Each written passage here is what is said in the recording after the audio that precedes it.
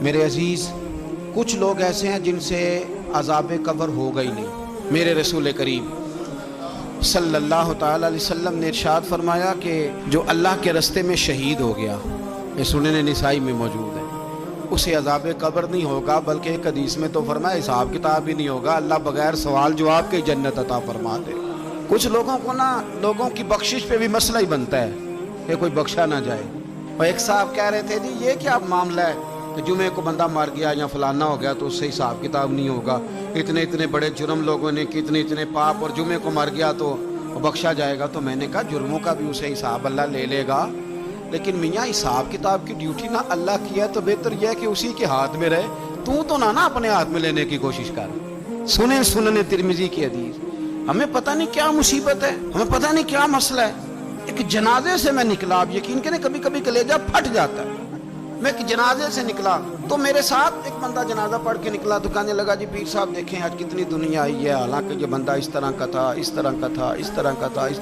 میں نے اسے کہا یار تجھے تو فکر ہی لگ گئی ہے کہ جنت میں چلا ہی نہ جائے، تو اس طرح کرنا جنت کے دروازے کے سامنے کھڑے ہو جانا ڈنڈا لے کے کہ میں نے نہیں جانے دینا۔ شرم آنی چاہیے ہمیں۔ اللہ فرماتے ہیں جنت اتنی چوڑی ہے جتنے زمین و آسمان، اس کی چوڑائی زمین اور آسمان کے برابر ہے، تو ہم تو اپنے علاوہ کسی کو جانے نہیں دینا چاہتے جنت میں۔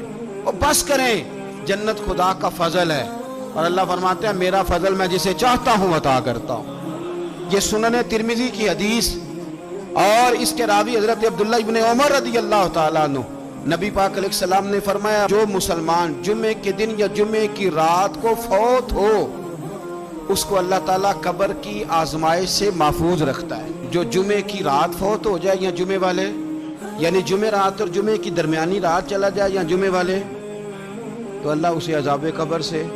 تو میرے عزیز، جو بندہ شہید ہو اس سے عذاب قبر نہیں ہوتا، جو آدمی جمعے کے دن یا جمعے کی رات چلا جائے اسے بھی عذاب قبر نہیں ہوتا۔ اور میرے رسول کریم صلی اللہ تعالی علیہ وسلم نے فرمایا جو بندہ ایک دن اور ایک رات، یہ حدیث صحیح مسلم میں، سنن ترمذی میں، مصنف عبد الرزاق میں موجود ہے، ایک دن اور ایک رات اللہ کی رضا کے لیے اسلامی سرحد پہ پہرا دے۔ میں اور آپ سوئے ہوئے ہیں، لیکن وہ لوگ جو فوجی بارڈروں پہ کھڑے ہیں، دیکھو مدینے والے محبوب کس کس پہ کرم فرماتے ہیں۔ ساری عمر نہیں، 24-25 سال کی سروس نہیں، فرمایا ایک دن اور ایک رات اللہ کی رضا کے لیے جو اسلامی سرحد پر پہرا دے، مسلمانوں کو کافروں سے بچائے، رب اسے عذاب قبر نہیں دے گا، اسے اللہ تعالیٰ اپنے فضل سے معاف فرما دے گا۔ ایک رات اور ایک، آپ کیا سمجھتے ہیں کہ ان فوجیوں کی کوئی چھوٹی شان ہے؟ ان کا کوئی چھوٹا مرتبہ ہے؟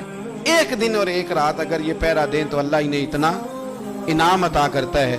اسی طرح سن لو، یہ ذرا غور سے سننا، ابن ماجہ کی حدیث، اور اس کے علاوہ مسند ابو یعلا میں موجود حدیث کے راوی حضرت ابو ہریرہ رضی اللہ تعالی عنہ، حضور صلی اللہ تعالی علیہ وسلم نے فرمایا جو شخص بیماری سے فوت ہوا، قربان جاؤں میرے محبوب نے بیماری کا نام ہی نہیں لیا، فرمایا کوئی بھی بیماری ہو، فرمایا جو آدمی بیماری سے فوت ہوا اللہ اسے شہادت کی موت عطا فرمائے گا، اور وہ عذاب قبر سے اور قبر کے امتحان سے بھی محفوظ رہے گا، اور حضور فرماتے ہیں اس کو صبح اور شام جنت کے باغوں میں سے رزق دیا جائے گا۔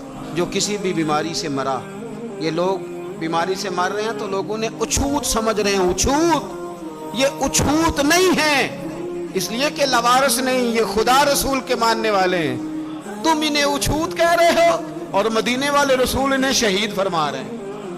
حضور نے فرمایا جو بیماری سے مرے شہید ہے، وہ قبر کے عذاب سے محفوظ رہے گا اور جنت کے باغوں میں سے اللہ رزق دے گا۔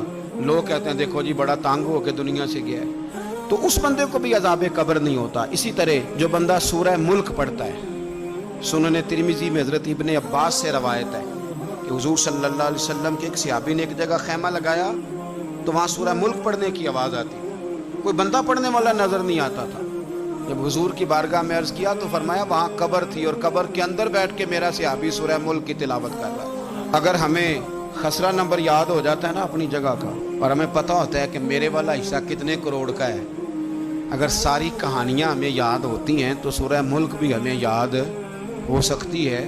موبائل پہ اس کو ریکارڈ کر لیں، پھر اس کو سنیں، کبھی بھی سورہ ملک میں، اور ہمارے سلسلہ عالیہ میں تو سورہ ملک وظیفہ ہے، ہمارے الوظیفۃ الکریمہ میں اعلیٰ حضرت نے لکھا ہے کہ رات کو سورہ ملک اور سورہ یاسین کے بغیر سونا نہیں۔